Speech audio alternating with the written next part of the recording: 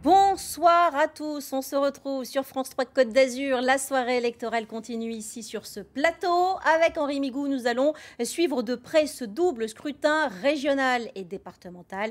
Mais avant tout, je vous propose de revoir ces images frappantes de l'arrivée de Renaud Muselier à son QG de campagne à Marseille. Le président sortant de PACA, tout à sa joie, entouré de son équipe de campagne, entouré de ses soutiens qui le portent jusqu'à son QG et qui l'ont porté jusqu'à sa possible victoire, puisque les estimations le donnent vainqueur. Avant de vous donner ces chiffres, je vous propose d'écouter Renaud Muselier à la tribune de son QG. Il est heureux et il a digéré les choses. Notre art de vivre est unique au monde. Eh bien, on va en profiter. Maintenant, on peut boire, chanter, danser et écouter les commérages et les commentaires. On a gagné. C'est ça qu'il fallait. On l'a ramené, celle-là. Hein. Et c'était pas la plus facile. Merci. Victoire, en tout cas, espérée pour Renaud Muselier, puisque je rappelle que nous n'avons que des estimations. D'Ipsos, Sopra-Steria. Henri, que disent ces chiffres ?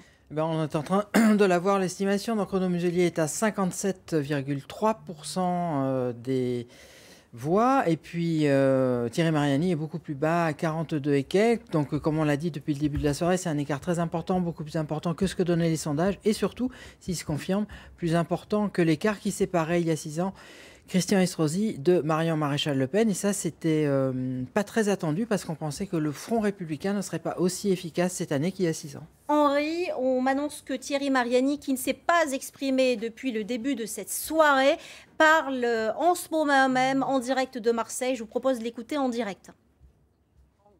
À tous nos candidats, et notamment à ceux qui ont mené des listes, Christian Girard dans les Alpes de Haute-Provence, Louis Albrand dans les Hautes-Alpes, Alexandra Masson dans les Alpes-Maritimes, Sandrine Dangio dans les Bouches-du-Rhône, David Racheline dans le Var et enfin Anne-Sophie Rigaud en Vaucluse. Je veux adresser aussi mes plus sincères remerciements à toute mon équipe et particulièrement à Philippe Vardon et Frédéric Boccaletti qui ont dirigé notre campagne. Et tout particulièrement aussi à tous nos militants qui, depuis 2 mois, ont livré une bataille inégale de manière exemplaire, sans jamais céder aux insultes et aux provocations, et en gardant toujours la tête froide et le sourire dans l'adversité. Merci, merci à eux tous du fond du cœur. Je l'ai dit, aujourd'hui, notre liste a été battue par tout un système coalisé, par un candidat qui a vu les 3 derniers présidents de la République voler à son secours, par un candidat qui a vu la majorité des médias se mobiliser pour sa réélection, parfois au mépris des règles de la plus élémentaire déontologie, par un candidat qui aura vu tous les intérêts, toutes les puissances, tous les partis, des macronistes aux communistes, lui venir en aide pour éviter sa défaite. Quand on est redevable auprès de tant de cercles de pouvoir, cela ne présage rien de bon pour l'avenir de notre région. Thierry Mariani, qui semble accepter sa défaite ce soir, mais une défaite qui a un goût amer, nous a rejoint sur ce plateau Jean Leonetti, vice-président national des Républicains, et Alexandra Masson, tête de liste dans les Alpes-Maritimes pour le Rassemblement national. Donc, derrière Thierry Mariani, je disais, défaite amère pour vous ce soir ? Non, pas défaite amère, c'est une défaite, il faut en prendre acte. On est dans un système républicain et démocratique, donc nous prenons acte des chiffres ce soir. Je ne sais pas s'ils sont totalement définitifs. Non, donc, ce sont des estimations. Voilà, ce sont des estimations, donc on verra effectivement. Mais enfin, ce que je constate déjà, c'est qu'on a un électorat relativement stable. En 2015, on a à peu près fait le même score. C'est donc aujourd'hui, on a des valeurs et des convictions dans cette région de PACA. avec un électorat qui croit en nous, qui nous a amené quand même, il ne faut pas l'oublier, je voudrais le redire ce soir à nos électeurs, que je suis quand même fière de notre campagne, fière d'eux. On a été le premier parti au premier tour. Mais Alexandra Masson, on a entendu ce que vient de dire Thierry Mariani. C'est vrai que depuis 2015, on a l'impression qu'on rejoue un peu le même match et qu'on est un petit peu en boucle. C'est-à-dire, il y a un score assez important, plus ou moins important selon le candidat au premier tour. Ensuite, il y a la liste de gauche qui se retire. Comment vous pouvez sortir de ce scénario qui peut se répéter à l'infini ? C'est effectivement un scénario qui peut se répéter à l'infini, mais moi je suis quand même confiante parce qu'effectivement on a des scrutins à venir qui seront des scrutins nationaux dans lesquels ces dernières années on a eu de très bons résultats. Il semblerait que les élections régionales n'aient pas vraiment, ni les départementales, intéressé les électeurs, raison pour laquelle il y a eu beaucoup d'abstention. Je pense que sur les futurs scrutins, il y aura une plus forte participation, en tout cas elle est souhaitable parce qu'elle est toujours souhaitable pour la démocratie. Et je pense qu'on peut quand même avoir des succès malgré tout dans les prochaines élections. Je reste quand même très positive. Merci Alexandra Masson, vous restez avec nous. On va prendre la direction de Nice. Au conseil départemental des Alpes-Maritimes, Magali Roubaud se trouve aux côtés de Sébastien Olaran. Sébastien Olaran, candidat pour ces départementales, maire de Breil-sur-Roya, donné vainqueur avec 50,5% des suffrages, une victoire sur le fil. Oui Hélène, 42 voix d'écart a priori selon les derniers chiffres qui nous ont été communiqués. Et le conseil départemental des Alpes-Maritimes qui est en passe de ne plus avoir d'opposition puisqu'il en restait 2 cantons, dont celui effectivement détenu par le PC, Francis Tujag, qui aujourd'hui bascule donc dans la majorité départementale avec vous, Sébastien Olaran, un jeune maire de 27 ans avec votre binôme. Oui, Céline Duquesne, qui est adjointe au maire de l'Escarène. Voilà, il est arrivé ici sous les applaudissements de ceux qui sont dans ces jardins du conseil départemental. Donc, est-ce que c'était un combat, je dirais, que vous avez mené avec quel objectif ? Nous voulions faire enfin entendre la voix de ces vallées, de la Roya, de la Bévéra, des Paillons. Nous avons un territoire immense, un territoire qui est représenté depuis pas mal de temps par des élus qui sont dans l'opposition au conseil départemental, par des élus qui, de mon point de vue, ne faisaient pas suffisamment porter la voix de ce territoire, n'avaient pas su donner cette impulsion qui était nécessaire à ces vallées qui ont tant besoin de se développer et pour certaines de se relever après la tempête Alex. Et c'est une très grande joie que d'avoir obtenu cette victoire dans ce canton qui était difficile, où peu de gens nous donnaient gagnant, avec Céline Duquesne, donc l'adjointe au maire de l'Escarène, et nos 2 suppléants, Jean-Mario Lorenzi et Alexandra Russo. Sébastien Olaran, donc vous battez le sortant qui était communiste, Francis Tujag. Vous étiez arrivé 2e, le candidat du Rassemblement national, le binôme du Rassemblement national n'était pas qualifié. Vous avez forcément eu des voix du Rassemblement national. Votre victoire est mathématiquement incontestable. Est-ce qu'elle est politiquement acceptable ? Notre victoire, elle nous a été donnée par les électeurs de ce canton, qui ont fait pour certains un choix au premier tour, qui pour la grande majorité d'entre eux ne se sont pas exprimés au premier tour, puisqu'on avait un taux d'abstention qui était très important aussi sur ce canton de Contes.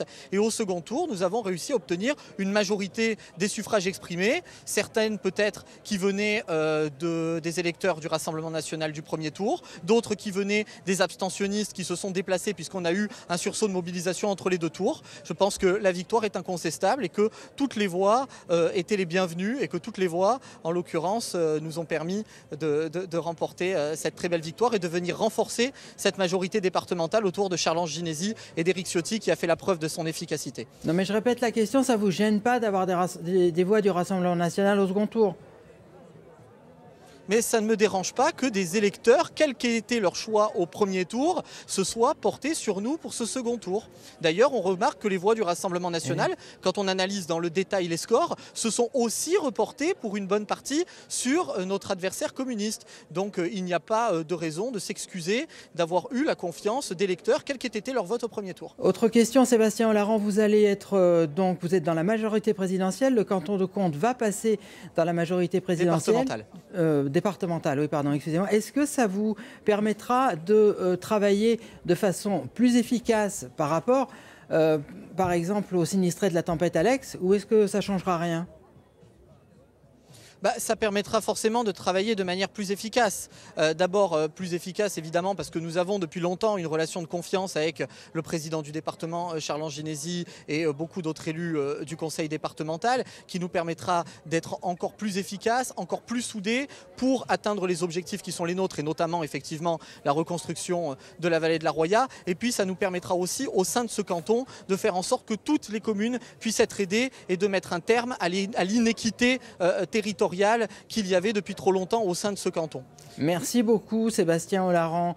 On va revenir ici en plateau avec Jean Leonetti. Jean Leonetti, vous nous disiez la semaine dernière qu'il y avait une clarification au sein des Républicains.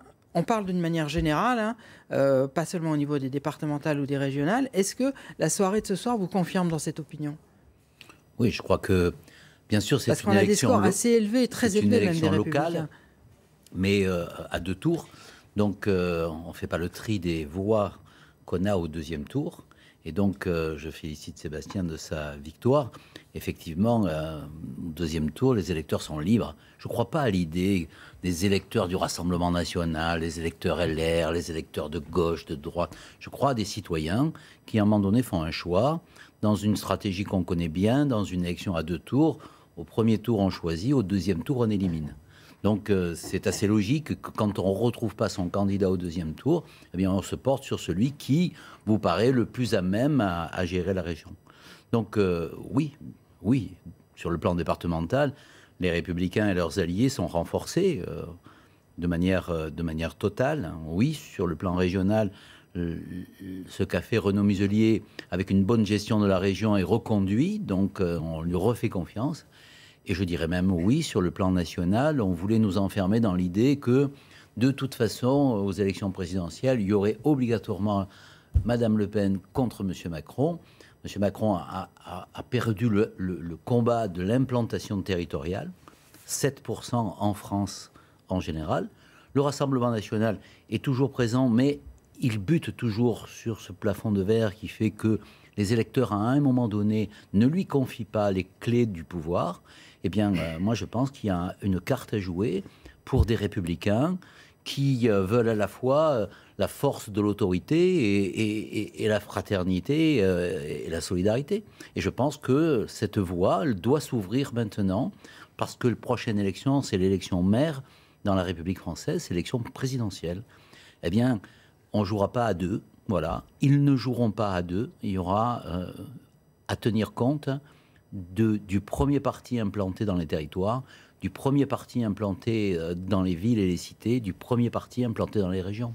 Jean Leonetti, c'est un son qu'on entend beaucoup depuis le premier tour des élections. Il faudra compter avec les LR pour cette présidentielle. Quelques résultats du côté des départementales à Mandelieu, la Napoule, où le binôme David Konopnicki et Michel Paganin est réélu avec 73,65% des voix, un très très beau score. Et à Fréjus, élection, on l'a dit tout à l'heure, du binôme du Rassemblement national avec un peu plus de 60% des suffrages devant un duo des Républicains. On reste à Fréjus où on retrouve tout de suite Alexandre de Quitte. Le canton de Fréjus est repris par le Rassemblement national. C'est pas une surprise. Ce n'est pas une surprise, puisque dès le premier tour, ce binôme aurait dû être élu, puisqu'il avait obtenu plus de 54% des suffrages, mais avec la faible participation, l'élection n'a pu être validée. Et vous le voyez, là, je me trouve donc dans la salle des résultats, dans le bureau centralisateur de Fréjus, où c'est le calme plat. Mais pourtant, il y a encore 3/4 d'heure, la salle était comble quand David Racheline a proclamé les résultats. Il a notamment annoncé la victoire de son binôme RN, une victoire nette avec plus de 60% des suffrages. Mais malgré tout, l'ambiance était mitigée, content de cette victoire, mais déçu par la défaite de Thierry Mariani pour les régionales. Thierry Mariani qui malgré tout fait un bon score ici à Fréjus, puisqu'il fait plus de 57% des voix. À noter que dans cette partie du département, le Rassemblement national progresse, puisque si l'on regarde les résultats entre les régionales, les résultats dans le canton de Fréjus, mais aussi si on regarde à Saint-Raphaël et à Roquebrune, même si dans ces deux cantons le Rassemblement national perd, puisque c'est la majorité départementale qui l'emporte, le Rassemblement national progresse malgré tout, puisqu'il fait des scores qu'il n'avait jamais réalisés auparavant, plus de 47% dans le canton de Fréjus et 44% à Saint-Raphaël. Donc le Rassemblement national progresse peu à peu dans cette partie du département. Merci Alexandre Dequitte. En direct de Fréjus, on prend la direction de Nice, conseil départemental, où se trouve Éric Ciotti. Éric Ciotti qui avait été élu dès le premier tour dans son canton de Tourette-Levens. Éric Ciotti, on a entendu tout à l'heure l'expression de Christian Estrosi qui se félicitait des résultats de Renaud Muselier qui a sans doute remporté la région ce soir. Christian Estrosi qui était quand même de mauvaise humeur, qui s'en est pris un petit peu à ceux qui n'ont pas soutenu cette alliance pour ces régionales. On a eu l'impression qu'il parlait un petit peu de vous.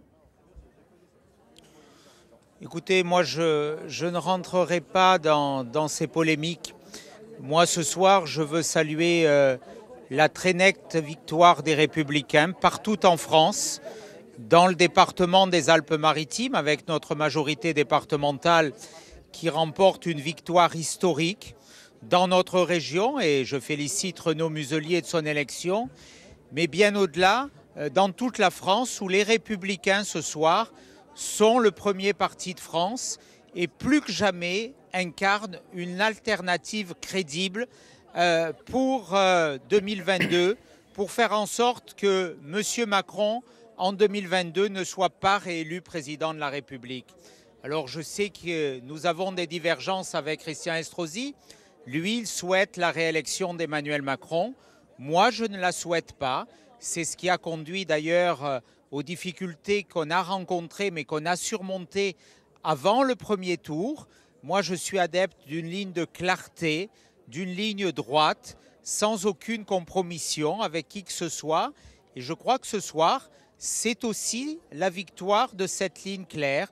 Quand Laurent Wauquiez gagne avec 55% face à En Marche, face aux unions des gauches, face au Rassemblement national, il démontre qu'il y a cette clarté. Quand Xavier Bertrand remporte cette victoire avec plus de 52% face à la gauche, face au Rassemblement national, il fait de même. Pareil pour Valérie Pécresse, pareil pour Christelle Morancé. C'est la preuve aussi qu'on n'a pas besoin et qu'on n'avait pas besoin de quelque alliance que ce soit. Et je le redis ce soir, quelle que soit la joie que j'ai de voir ce résultat pour tous nos présidents sortants. Et aussi, permettez-moi de le dire, parce que je suis conseiller départemental et que je préside cette majorité départementale, de voir le succès de notre majorité départementale dans les Alpes-Maritimes. Alors justement, Éric Ciotti, justement, c'est à la personne qui préside la majorité départementale que je m'adresse. Votre majorité départementale, elle va sûrement être renforcée puisqu'on a vu la victoire quasi certaine maintenant de Sébastien Hollaran. Comment allez-vous faire pour que cette majorité... Je félicite. Comment allez-vous faire pour que cette majorité départementale reste unie et ne se divise pas comme elle l'a fait il y a quelque temps? Il y avait même eu un groupe interne d'opposition. Absolument. Donc comment allez-vous faire aujourd'hui pour que demain cette majorité reste unie? Écoutez, il y a 52 élus sur 54 qui ont porté les couleurs de notre majorité départementale. Naturellement, ils ont tous vocation à adhérer au groupe majoritaire que je préside et que je souhaite naturellement continuer à présider, qui se réunira cette semaine. Et je souhaite que ce groupe comporte le plus grand nombre d'élus possible. D'ores et déjà, ce soir, il est assuré de la présence de 42 élus républicains qui siégeront dans ce groupe. Merci beaucoup Éric Ciotti. On va réagir à tout ça en plateau avec Alexandra Masson et Jean Leonetti. Jean Leonetti, c'est pas un cadeau empoisonné d'avoir une majorité départementale avec 26 cantons sur 27. C'est toujours compliqué hein, ces histoires-là. Est-ce que vous pensez que c'est plus compliqué de gagner une élection ou de la perdre? Moi je pense que c'est plus compliqué de la perdre. Donc aujourd'hui, effectivement, sur le plan national, il y a beaucoup de talents. Et donc, il va falloir trouver celui qui peut le mieux incarner cette vision que je rappelais, républicaine. On rappelle que ça va être votre tâche dans les prochains mois. Hein. Oui. Et je pense que dans ces moments-là, la victoire doit nous réunir, nous rassembler. Bien sûr qu'on a des divergences. Et bien sûr que lorsqu'on est capable de rassembler, je vais prendre un exemple d'Antibes.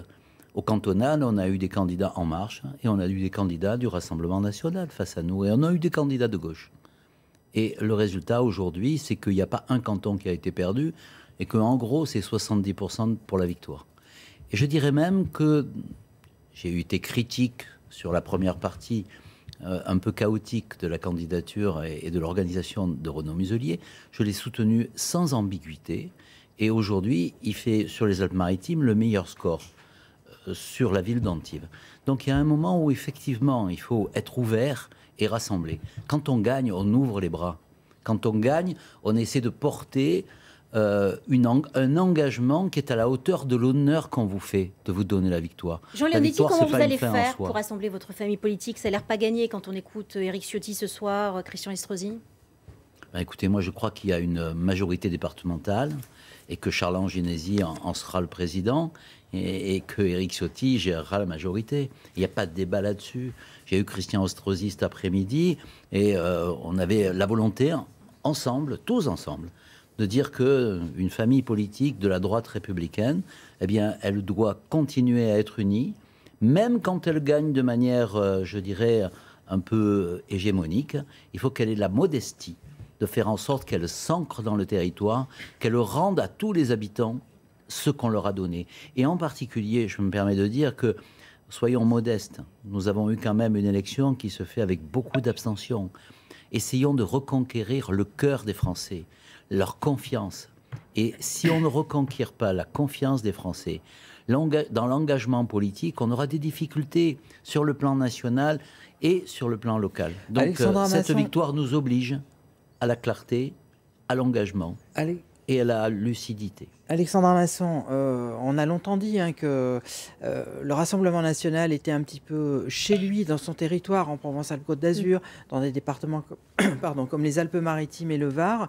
Est-ce que vous ne vous posez pas la question de savoir si ça va être plus compliqué que prévu là, ce soir, dans les années à venir? Si, je comprends bien, M. Migou, c'est compliqué quand on gagne, c'est compliqué quand on perd. Voilà, exactement. Ouais, c'est toujours compliqué, la politique. Je vais vous faire un autre résumé. La politique, c'est quand même les montagnes russes en permanence. Je pense que M. Leonetti ne me contredira pas. C'est-à-dire qu'il y a des périodes où ça va bien quand on gagne, il y a des périodes où ça va moins bien quand on perd.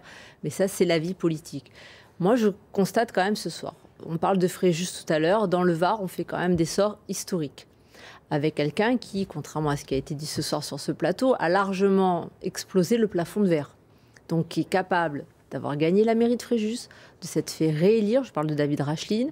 C'est pas lui qui était candidat directement au départemental. Et aujourd'hui, une grande partie des personnes qui travaillent avec lui depuis des années se sont fait élire donc dans des cantons. Vous avez perdu Garéoult? Oui, et on en a gagné d'autres. Donc le débat. Pour l'instant, on n'a pas de chiffres. Mais on en gagnera d'autres ce soir. Ce que je veux vous dire, c'est que c'est un périmètre où on n'a fait qu'augmenter notre électorat. On n'a fait qu'augmenter nos scores et on est en train d'exploser ce plafond de verre. Donc on est tout à fait en capacité de le faire. Ce qu'il faut, c'est qu'effectivement, on ait des colistiers, des gens autour de nous qui soient performants et qui arrivent à continuer sur les années à venir à défendre nos valeurs et nos convictions qui, plus que jamais, je le rappelle, au premier tour, ont été quand même de très très grande qualité. Je voudrais quand même dire ce soir, M. Estrosi et bien d'autres aujourd'hui sont très contents de leur score. Et j'en conviens, il faut les féliciter de manière républicaine, ce que je fais. Mais on a quand même une liste au premier tour qui n'a pas changé, qui a défendu le même programme. On a une liste au deuxième tour qui s'est accoquinée avec un certain nombre de personnes pour arriver à nous battre, ce qui a très bien fonctionné. Mais que va-t-il en être des mois à venir? Quand j'entends ce soir qu'il n'y a pas de problème, tout le monde va s'unir pour aller à la présidentielle, on sait très très bien, M. Leonetti, que ça va être très très compliqué. On sait très bien aujourd'hui que dans la prochaine assemblée régionale, il y a des gens qui font campagne pour M. Macron à la présidentielle, d'autres qui sont en train de se chercher un candidat LR en pensant que ce soir ils ont fait des scores exceptionnels et que c'est le premier parti de France. La réalité est beaucoup plus complexe que ça. Et moi je pense que derrière Marine Le Pen aujourd'hui, on a un parti unifié et qu'on aura un programme qui sera beaucoup plus facile à défendre. On a bien compris à vous écouter tous les deux que tout le monde jouait aussi la présidentielle de 2022. Et pour revenir sur ce que vous disiez sur l'abstention, on a quand même l'impression que ça fait partie aussi de la confusion générale. Puisque quand on essaye de défendre deux scrutins et que tout le monde a en tête les présidentielles, ça n'a pas aidé, je pense, les électeurs. Deux chiffres à vous donner pour ces départementales. Dans le canton de Grasse 1, réélection du maire de Grasse, Jérôme Biot, avec Michel Olivier, avec quasiment 70% des suffrages contre un binôme du Rassemblement national. Réélection également à Beau-Soleil du duo LR-UDI, avec 66,5% des voix, là aussi contre un duo du Rassemblement national. Je vous propose tout de suite d'aller... Un résultat important aussi, Hélène, oui, c'est dans le canton de Montsartou, qui est le canton de Grasse 2, où Marie-Louise Gourdon donc, est réélue avec Mathieu Panciatici avec 67,73%. Je vous ai coupé, c'est important, parce que c'est le seul canton d'opposition à la majorité départementale dans les Alpes-Maritimes qui sera désormais. avec nous dans quelques minutes. Je réservais ces chiffres pour ce petit direct. Allez, on part tout de suite à Valoris avec Coralie Beck, qui se trouve, je crois, aux côtés de Kevin Luciano, le maire de Valoris. Je rappelle qu'il était en tête au premier tour devant le Rassemblement national, en tête de 10 points. Oui, bonsoir, exactement. Kevin Luciano, vous étiez en tête au premier tour avec 10 points d'avance. Là, aujourd'hui, ce soir, vous avez les résultats. Vous avez donc gagné ces élections départementales. Bonsoir, oui, tout à fait. Nous avons gagné très largement ces élections. Mais comme je l'ai dit tout à l'heure, ce n'est pas une victoire personnelle, ni même la victoire d'un binôme, c'est la victoire de toute une équipe, et même de deux villes qui se sont rassemblées autour de leur maire et autour de l'adjoint de ce maire qui le représente. Voilà, et c'est donc une immense satisfaction, bien sûr. Alors les résultats, c'est 65,5% pour votre binôme. Vous le disiez, donc vous êtes maire de Valoris. Là, aujourd'hui, ça va être votre entrée au conseil départemental. Comment vous abordez ce mandat ? Tout à fait, oui, c'est une entrée. Je l'aborde avec beaucoup de sérénité et aussi beaucoup de plaisir parce que ça va nous permettre de faire avancer les projets de nos communes respectives, de notre canton, qui est sans doute le plus beau de France, peut-être même du monde. Et donc nous allons pouvoir travailler avec plus d'efficacité pour nos concitoyens, c'est le but. Je vous remercie. Je vous rappelle donc les résultats, 65,5% pour le binôme LR et 34% donc pour le Rassemblement national et Lionel Tivoli. Merci Coralie Beck. On va maintenant aller à Nice où nous attend Christian Estrosi en direct. Christian Estrosi, bonsoir. On vous a entendu, on a entendu votre discours tout à l'heure après la victoire de Renaud Muselier. On vous a senti à la fois content et également pas mal remonté. Est-ce que vous pouvez nous expliquer pourquoi? Combatif en tout cas. Non, je suis tout à fait serein puisqu'au fond, ce que j'ai proposé à Renaud Muselier que nous mettions en œuvre pour rassembler le plus largement possible a démontré que c'était le meilleur choix face à des appareils politiques parisiens qui ont voulu faire d'une élection locale une anticipation d'une élection nationale. Or, même s'il n'y a pas forcément suffisamment de pédagogie en cette période de fin de pandémie qui a été faite auprès de nos administrés, il fallait faire mesurer qu'il s'agissait d'un simple rendez-vous local sur la mobilité, les transports, la transition écologique, la formation, l'avenir de nos jeunes, l'université, l'innovation pour nos grands laboratoires de recherche, l'entreprise, et continue à protéger. Nous ne sommes pas à l'abri d'une 4e vague avec le nouveau Delta qui arrive. Et naturellement, je souhaite que la succession de Renaud Muselier à lui-même et la manière dont je vais l'accompagner nous permettent de préparer tout cela. Christian et que Estrosi, nous ayons une stratégie qui nous permette... Christian Estrosi, c'est pas nous qui l'inventons. Dans votre discours, vous avez ciblé vraiment des membres de la majorité départementale ici, dans les Alpes-Maritimes. Pour quelles raisons? Non, j'ai simplement rappelé l'histoire. Vous la connaissez, vous l'avez racontée, pas la peine que je revienne dessus.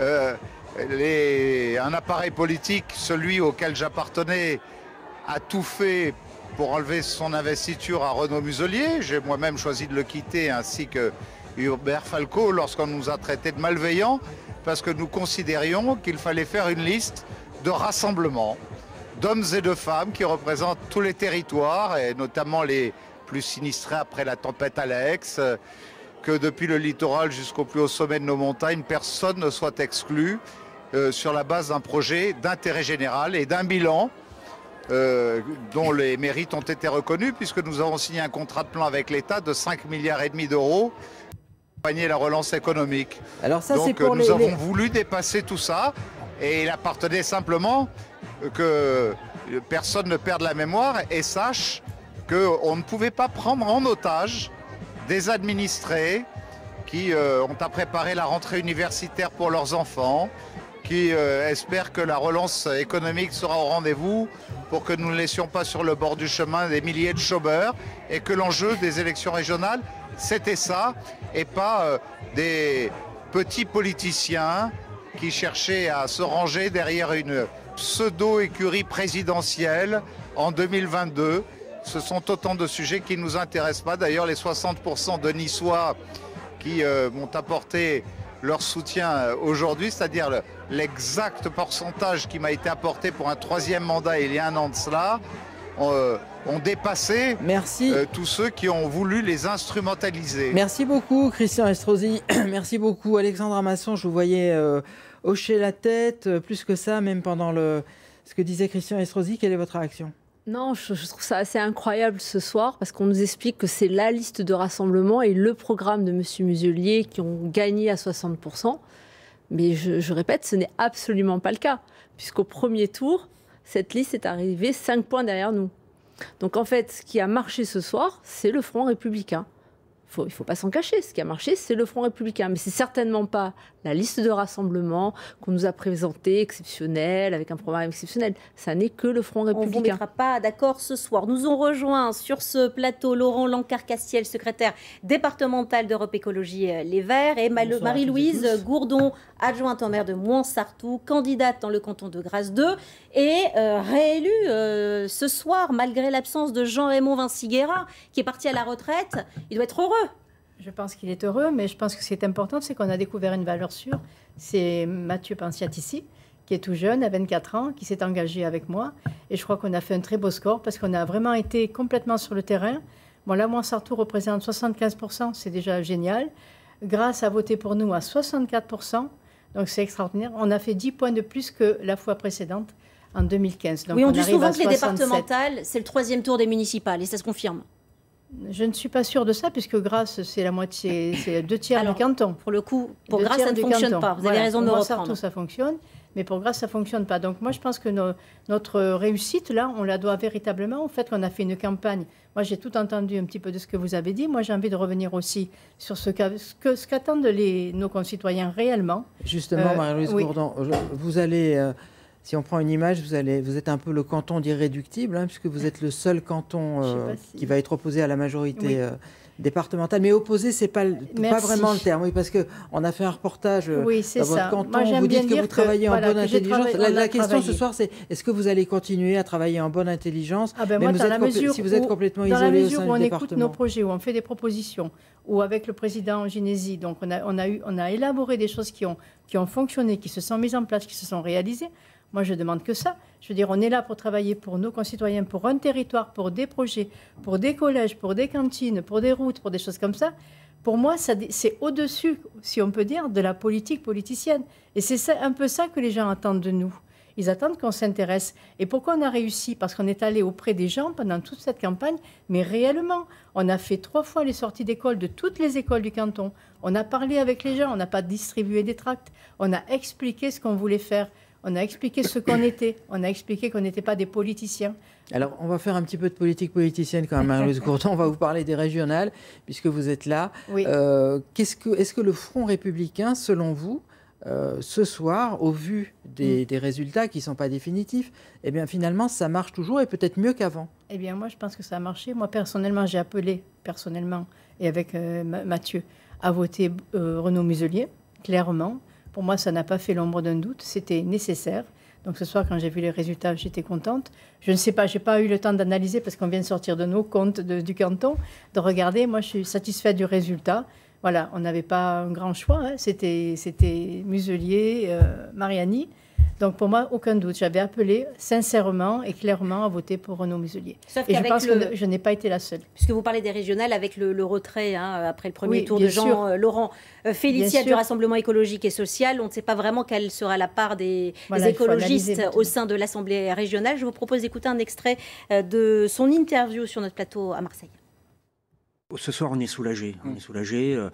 Ce geste républicain auquel nous tenions, après, comme vous l'avez dit, mûre réflexion, entre quelques annonces, la veille où nous avons annoncé notre retrait, où l'écart s'est creusé et où on a appelé en responsabilité ce retrait pour mobiliser les femmes et les hommes qui croient que un geste républicain vaut plus que de donner à un parti politique qui porte des idéologies qui ne sont absolument pas recevables pour notre région et pour notre pays ultérieurement. Soulagé et en même temps, comme l'a dit votre consoeur, en même temps aussi très constrite de voir que cette mobilisation à laquelle on pouvait s'attendre n'a pas eu lieu. 2 points de plus, c'est pas grand-chose. Il faut qu'on se questionne fondamentalement sur ce que veut dire aujourd'hui voter. Laurent Lancar-Castiel, bonsoir. Bonsoir. Vous êtes donc secrétaire départemental d'Europe Écologie Les Verts.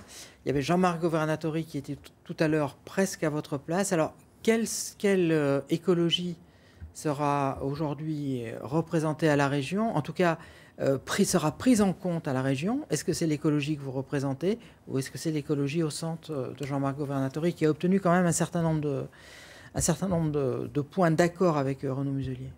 Alors, il n'y aura aucune écologie qui sera représentée dans l'Assemblée, ça ne vous aura pas échappé, puisque la liste, et c'est tout à l'honneur de Jean-Laurent Félicia, qu'on vient d'en mais quelles idées seront prises en compte? C'est ça que je voulais dire. Je sais qu'il n'y aura personne de représenté, mais quelles idées seront prises en compte au sein de l'Assemblée régionale? Eh bien, je pense que ce seront les projets et les idées que nous portons. Et d'ailleurs, ça rejoint ce que vient de dire Marie-Louise Gourdon, c'est que quand on parle des projets et quand on va sur le terrain, à un moment donné, si les projets sont porteurs, et Montsartou en est un exemple, hein, avec les cantines bio, avec sa politique de régime municipal d'agriculture, eh ben, on voit bien que ces projets-là sont porteurs et qu'ils sont porteurs d'espoir, d'avenir, et que sur le projet, et notamment sur les questions de desserte territoriale, par exemple par rapport aux compétences de la région, ce sont bien les projets environnementaux, et on le voit avec la tempête Alex, le projet principal, la seule chose qui a tenu, c'est la ligne de train, cette ligne de vie de la vallée, alors que depuis 5 ans, on a fermé des gares dans la Roya, qu'on a fermé des gares partout sur toute la ligne, alors qu'au contraire, il faut l'utiliser comme un outil de développement. Et donc ce sont bien nos idées, ces idées écologistes-là, et c'est pas de savoir cette question politicienne, est-ce que c'est plutôt vous, ou est-ce que c'est plutôt votre voisin? La question, c'est est-ce qu'on met les enjeux écologiques au cœur du débat? Est-ce qu'on voit, et j'en félicite encore Mathieu et Malou, c'est que quand on met les enjeux socio-écologiques au cœur, eh ben, même dans un territoire à Grasse Sud qui est globalement à droite, on voit bien que ces enjeux peuvent être portés. C'est des idées donc avant les hommes, si on vous écoute bien. Allez, on va prendre connaissance de nouveaux résultats à Nice, dans le canton 9. Héloïsa Patricio, vous êtes aux côtés de Laurent Méringone. Laurent Méringone, novice en politique, avec son binôme qui a perdu face à Philippe Soucy, adjoint au maire de Nice. Oui, bonsoir. On est toujours devant le bureau centralisateur à Nice. Il manque plus que quelques présidents de bureau pour qu'ils viennent amener donc les résultats, les bulletins dépouillés. Les résultats ne sont pas encore définitifs, mais d'après l'allocution de Christian Estrosi, ce qu'on sait, c'est que les cantons à Nice ont tous été remportés par les binômes LR, ou de droite du moins. À Nice 8, il y aurait 57% de voix pour le binôme avec Anne Ramos et Bernard Schex, le binôme LR. Et ensuite, dans le canton de Nice 9, on aurait 60% pour le binôme LR composé donc de Philippe Soucy et Joël Frontoni, et 40% pour le binôme représenté par le Rassemblement national. Avec moi, Laurent Méringone, qui était donc candidat dans ce canton à Nice 9. Laurent, une première réaction, il n'y avait que quelques points d'écart au premier tour, et là on se retrouve avec un écart qui est colossal, 60% pour les LR. Alors effectivement, on a un écart important au deuxième tour, mais on a progressé malgré tout par rapport à la dernière fois. On a pris 5 points sur cette élection au deuxième tour. Donc on est quand même content d'avoir fait un score qui était plus qu'honorable, avec en face quand même la majorité présidentielle, la majorité municipale et la majorité départementale qui a soutenu le candidat d'en face, puisque c'était un LREM. Hein. On avait quand même une composante assez étonnante en face de nous, et on représentait la vraie droite finalement. Et bon, ben écoutez, on a fait un score qui, je pense, vu le contexte d'abstention énorme, et face à la machine médiatique qu'on a eu aussi en face, et la machine de communication avec des mails, des SMS, des phonings de masse qui a été fait, avec les moyens qu'on a eus, je trouve que c'est plus que raisonnable et plus qu'honnête le score que nous avons fait. Qu'est-ce qui a fait la différence sur ce second tour? C'est finalement l'appel des candidats écologistes et des listes de gauche à voter contre vous? C'est toujours le même schéma. On l'a vu en 2015 avec l'élection régionale de Marion Maréchal où pareil, la gauche se désiste donc dans un déni démocratique au lieu de se maintenir au deuxième tour. Merci beaucoup. Vous le voyez, donc la soirée qui se termine ici au bureau électoral de Nice. Merci beaucoup Héloïsa. Un dernier invité sur ce plateau, c'est Jean-Pierre Dermite. Bonsoir. Vous êtes maire de Biot, maire Les Républicains de Biot. Donc, alors, je précise, vous avez été élu ce soir. Vous êtes dans le canton de Antibes 3. C'est une partie d'Antibes et puis la commune de Biot. Et si finalement, comme l'ont dit beaucoup d'invités ce soir, ce qu'il avait emporté, en tout cas dans les départementales, c'est pas finalement les partis, mais les projets. Vous, votre victoire, elle s'inscrit dans la lignée de votre victoire à la municipale. C'est vrai qu'on est dans la continuité des municipales qui ont eu lieu l'année dernière. Donc j'étais associé avec Sophie Nazika, qui est vice-présidente de la CASA avec moi. Ce canton fait 40 000 habitants, on reprend la ville de Biot et puis une grosse partie d'Antibes. On gagne avec 73% et puis surtout une très forte participation sur Biot, puisque c'est la ville qui a le plus voté. La ville, quand je compte les 20 principales villes du département, on touche 50% de participation. Parce que quand on regarde les participations dans les autres villes, c'est un petit peu plus compliqué. Donc il y a eu un esprit civique, une mobilisation, et puis aussi sur Antibes des scores au deuxième tour qui nous ont tirés vers le haut par rapport au score du premier tour. Alors c'est un canton qui était LR, qui va le rester. C'est le canton historique d'Éric Pauget, puisque Éric Pauget a été élu depuis 2001, donc on assure la continuité. Est-ce que vous allez apporter une touche personnelle dans les projets que vous allez porter pour ce canton au sein du département? Bien sûr, notamment sur les risques inondations, puisque vous le savez, je porte cette casquette à la CASA, et ce que je voulais avant tout, c'est réduire les circuits de gouvernance, puisque au département, il y a des ouvrages d'art, des routes départementales qui sont sur leur responsabilité. Et aujourd'hui, il faut traiter le risque inondation de manière globale. En réduisant les circuits de gouvernance, ça me permettra d'être beaucoup plus réactif. Je vous propose de vous donner à nouveau quelques résultats. On obtient à l'instant le résultat pour les départementales à Saint-Raphaël avec la réélection du binôme Les Républicains. Guillaume Descartes et Françoise Dumont avec 58% des suffrages. Également le score à Vence. Challenge-Ginésie, le président sortant avec Anne Satonnet pour Les Républicains UDI, réunissent près de 76% des suffrages. Ils sont donc élus pour ce second tour. Un score également dans le Var à Sainte-Maxime où le binôme d'hiver-droite réunit 59% des suffrages devant le binôme d'extrême droite. Jean-Pierre Dermite, une dernière question, un petit peu semblable à celle que je posais à Marie-Louise Gourdon. Il y a un canton maintenant d'opposition sur 27, c'est ça, il y a 27 cantons. Ça fait 26 cantons de droite. Est-ce qu'on n'a pas tendance à avoir, pas un complexe de supériorité, mais... Quand on a une majorité aussi écrasante, est-ce que ça change les choses? Écoutez, de toute façon, moi je vais rentrer dans ce conseil départemental avec beaucoup d'humilité. C'est vrai que des idées ne seront pas représentées, que ce soit la gauche, que ce soit l'écologie, que ce soit le Rassemblement national. Après, c'est la règle du jeu de ce scrutin qui nous permet aujourd'hui d'envoyer pratiquement toutes les équipes LR dans cette assemblée pour lequel je me réjouis avec ma collègue Sophie Nazika de pouvoir y accéder dès vendredi. On a presque fini. Un mot, Marie-Louise Gourdon. Oui, je voulais rajouter par rapport à ce que vous me disiez tout à l'heure. Je continuerai à travailler en bonne intelligence, notamment avec le président, tout en gardant mes propres convictions, nos propres convictions avec Mathieu Panciatici. Bien entendu, écologie, humanisme, solidarité sociale, on va défendre toujours nos idées. Mais ça ne nous empêche pas de travailler de façon constructive. Merci. Merci à tous les trois. Cette troisième partie de soirée électorale touche à sa fin. Je vous rappelle que vous pouvez consulter tous les résultats de ces élections sur notre site internet via le QR code. C'est simple, c'est rapide. Vous flashez le code avec votre téléphone en mode photo et cela vous conduit directement aux résultats canton par canton. Je vous rappelle quand même ces estimations Ipsos Soprasteria ce soir. 57,3% accordés à Renaud Muselier, le président sortant, contre 42,7% 60% des voix à Thierry Mariani du Rassemblement national. Donc beaucoup de voix qui séparent les deux finalistes de ce second tour des régionales, des chiffres qu'il faudra bien sûr affiner au cours de cette soirée.